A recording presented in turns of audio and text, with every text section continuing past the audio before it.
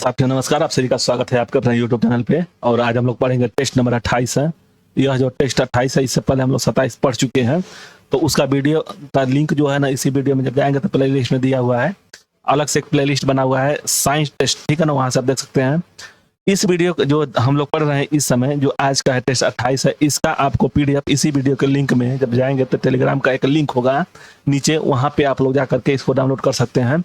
तो देर न करते हुए चलते हैं क्वेश्चन पे। क्वेश्चन है कि वसा में घुलनशील वर्णक है, तो ये वर्णक पूछ रहा है, ठीक ना। तो वर्णक क्या है वसा में घुलनशील, तो इसका आंसर हो जाएगा बी। लिग्निन जो होता है वसा में घुलनशील होता है। यह विटामिन अगर कह दिया जाए किसी कौन सा विटामिन इसमें घुलनशील होता है वसा में, तो ए डी ई के जो होता है, यह जो है ए डी ई के, यह जो है वसा में घुलनशील होता है। और पानी में घुलनशील जो होता है बी और सी होता है, ठीक। तो यह याद रखिएगा। तो यह वसा में वर्णक कह रहा है, वर्णक, तो यह लिग्निन है जो वसा में घुलनशील है। नेक्स्ट देखेंगे संभारिक ऐसे तत्व हैं जिनमें, संभारिक कौन सा तत्व है जिनमें संभारिक मतलब क्या होता है कि समान कुछ होगा ना, तो संभारिक ऐसे में, तो इसका आंसर हो जाएगा ई। समान परमाणु द्रव्यमान और समान संख्या भिन्न होते हैं। माने देखिए समान परमाणु द्रव्यमान और परमाणु संख्या भिन्न होते हैं, ठीक है ना, तो इसका आंसर ई होगा। नेक्स्ट देखेंगे हाइड्रोक्लोरिक अम्ल में जलीय विलयन का पीएच लगभग होगा। हाइड्रोक्लोरिक HCl जो होता है हाइड्रोक्लोरिक अम्ल बोलते हैं इसको, तो इसका पीएच माना लगभग कितना होगा 2, 7, 12, 9, तो इसका आंसर हो जाएगा ई 2 होता है।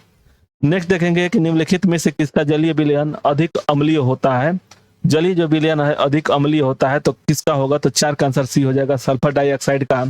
और अम्लीय जो होता है अम्लीय अधिक होता है। उर्वरक में निम्नलिखित उपलब्ध है, नहीं है, याद रखिएगा, नहीं है दिया हुआ है। तो कौन सा उर्वरक में उपलब्ध नहीं है, तो इसका आंसर हो जाएगा सी, क्लोरीन। आगे श्वसन के लिए समुद्री गोताखोर निम्नलिखित मिश्रण का उपयोग करते हैं। तो उसका हाइड्रोजन होता है और क्या होता है, एक आप देखिए ऑप्शन में क्या दिया हुआ है, ऑक्सीजन तथा कार्बन डाइऑक्साइड, हाइड्रोजन और ऑक्सीजन, ऑक्सीजन और नाइट्रोजन, ऑक्सीजन हीलियम।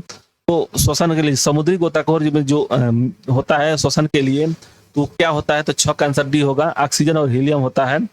नेक्स्ट देखेंगे कपड़ों के रंग का विरंजक ब्लीचिंग करने का अभिकर्मक रिजेंट है, कौन सा है, तो 7 का आंसर हो जाएगा बी, सल्फर डाइऑक्साइड होता है, तो इसका आंसर बी होगा। नेक्स्ट देखेंगे कि गन्ने की शक्कर की ग्लूकोज और फ्रक्टोज के जलीय अवघटित करने का एंजाइम है, कौन सा है, लाइपेज है, इन्वर्टेज है, लाइमेज है, डाइस्टेज है, तो 8 का आंसर भी हो जाएगा, इन्वर्टेज है। नेक्स्ट देखेंगे मानव द्वारा सर्वप्रथम प्रयोग में लाई जाने वाली धातु कौन सी थी। मानव के द्वारा, तो इंपॉर्टेंट क्वेश्चन हुआ, यह पूछता भी है, तो 9 का आंसर हो जाएगा बी होगा, तांबा, ठीक है। आगे हम लोग देखेंगे अपवहन का उन रोगियों पर, मैंने डायलिसिस का किसके लिए प्रयोग किया जाता है, तो वह वृक्क विकार में होता है, तो इसका आंसर 10 का ए हो जाएगा। डायलिसिस जो होता है वृक्क विकार के लिए होता है। नेक्स्ट देखेंगे कि जल में वाशिंग सोडा का घोल कहलाता है, जल में वाशिंग सोडा का घोल कहलाता है क्या, क्षारीय, उदासीन, अम्लीय, व्यंजन, तो इसका आंसर 11 का ए हो जाएगा, क्षारीय। नेक्स्ट देखेंगे वायुमंडल में जलने की सहायता देने वाली गैस क्या है। वायुमंडल में जलने में सहायता देने वाली गैस कौन सी है, तो ऑक्सीजन होना चाहिए, तो 12 का आंसर सी होगा। नेक्स्ट देखेंगे तत्कालिक शक्ति के लिए धावकों को दिया जाता है, ऑक्सीजन ग्लूकोज बोलते हैं उसे, तो इसका आंसर डी हो जाएगा। कार्बोहाइड्रेट दिया जाता है, तो कार्बोहाइड्रेट उसी को ग्लूकोज को बोलते हैं। नेक्स्ट देख 13 हो गया ना, 14 देखेंगे मधुमेह में ग्रस्त रोगियों का मूत्र में नमूने में क्या होता है, तो ग्लूकोज अधिक पाया जाता है, तो इसका आंसर बी होगा। बिटुमेनिक कोयला में से कोक का उत्पादन निम्न प्रक्रम से होता है, तो 15 का आंसर हो जाएगा डी, भंजक आसवन के द्वारा होता है। द्रव स्नेही क्लोराइड का उदाहरण है, क्लोराइड जो होता है ना, क्लोराइड वह दूध से होता है, तो इसका आंसर हो जाएगा 16 का। द्रव स्नेही क्लोराइड का उदाहरण है, क्लोराइड जो होता है दूध होता है, ठीक है ना, तो 16 का आंसर ये होगा। नेक्स्ट दिया है कि इंटरफेरान क्या है, तो 17 का आंसर हो जाएगा सी, शक्ति विषाणु प्रतिरोधी होता है। साबुन बनाने के लिए कास्टिक सोडा को निम्नलिखित के साथ मिलाया जाता है। साबुन बनाने के लिए कास्टिक सोडा को निम्नलिखित में किसके साथ मिलाया जाता है, तो 18 का आंसर हो जाएगा बी, अलसी, लिग्निन का तेल होता है, लिनसीड का। सैलों और खनिजों में सर्वाधिक मात्रा में पाया जाने वाला तत्व कौन सा है। सैलों और खनिजों में पाया जाने वाला सबसे अधिक तत्व कौन सा है, तो सिलिकॉन होता है, तो इसका आंसर ई होगा। बॉक्साइट में एल्युमिनियम धातु का औद्योगिक उत्पादन निम्न प्रक्रिया में होता है, मतलब कि उसको जैसे बॉक्साइट को एल्युमिनियम निकालने के लिए क्या प्रयोग में लाया जाता है, प्रभाजी क्रिस्टलन है, प्रभाजी आसवन है, विद्युत अपघटन है, अपचयन है। तो 20 का आंसर सी हो जाएगा, विद्युत अपघटन के माध्यम से उसको उत्पादन किया जाता है। उच्च तापमान तथा द्रव दाब पर गर्म करने पर मोमीय ठोस में बदल जाने वाली गैस कौन सी है? तो 21 का आंसर हो जाएगा डी, एथिलीन होता है। पृथ्वी की पपड़ी में एल्युमिनियम निम्नलिखित में रूप में पाया जाता है, तो बॉक्साइट होता है, इसका आंसर हो जाएगा बी। ठीक है ना, बॉक्साइट का अयस्क होता है, एल्युमिनियम का अयस्क कौन होता है? तो बॉक्साइट होता है। यह पूछता है, इंपॉर्टेंट क्वेश्चन है, तो 22 का आंसर हो जाएगा बी।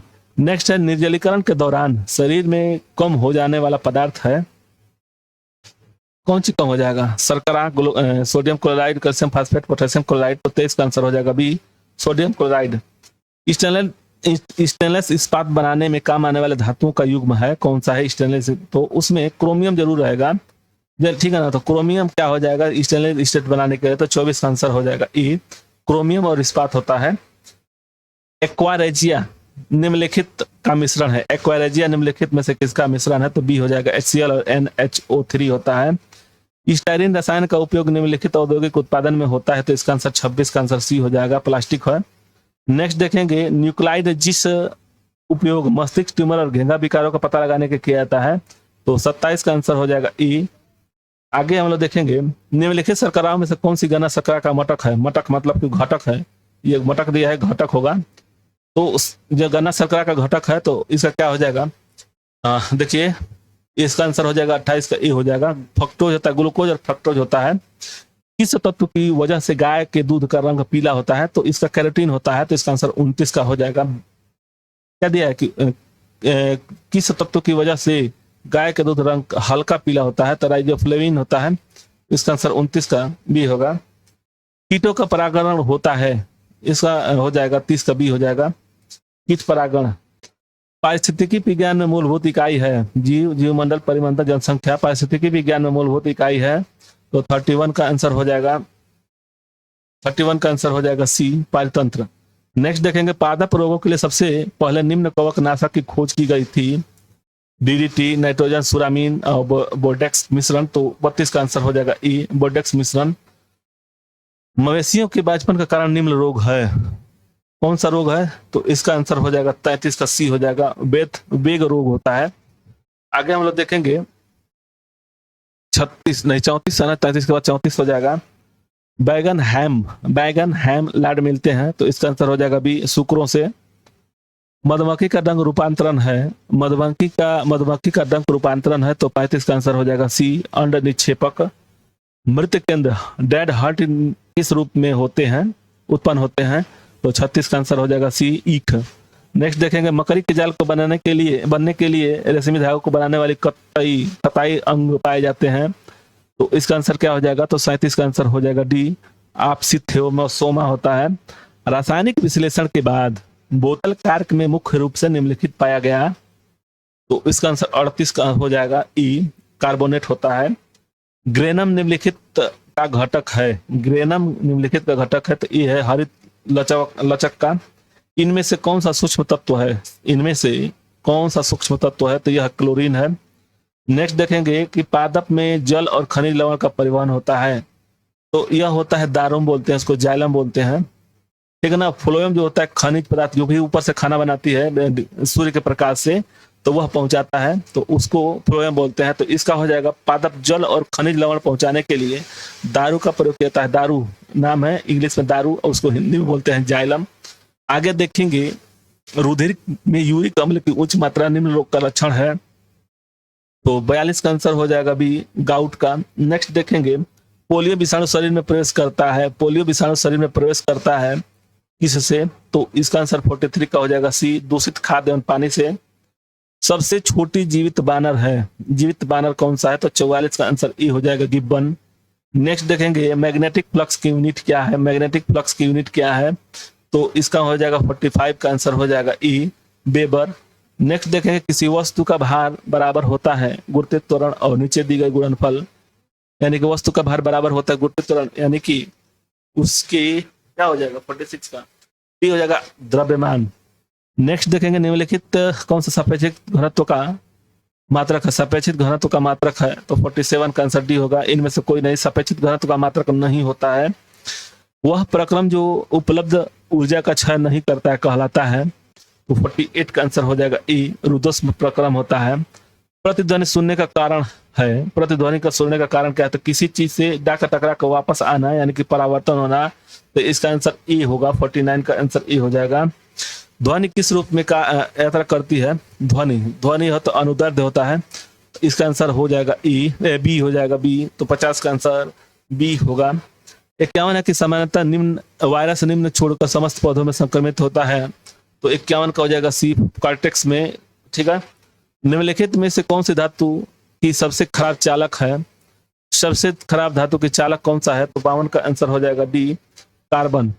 नेक्स्ट है, निम्नलिखित में से कौन सा ट्रिपल एंटीजन के द्वारा प्रतिरक्षित नहीं होता है, याद रखिएगा, तो 53 का आंसर हो जाएगा ई, टाइफाइड। नेक्स्ट है, हे ब्रिज किसको मापने के लिए प्रयोग में लाया जाता है, हे ब्रिज, तो 54 का आंसर हो जाएगा ए, इंटरटेक्स होता है। मानव गुर्दा में होने वाली अश्मीरी में अश्मीरी ज्यादा होते हैं, क्या होता है, मानव के गुर्दा में जो पत्थर बनता है कैल्शियम ऑक्सलेट होता है, तो इसका आंसर ए होगा, 55 का।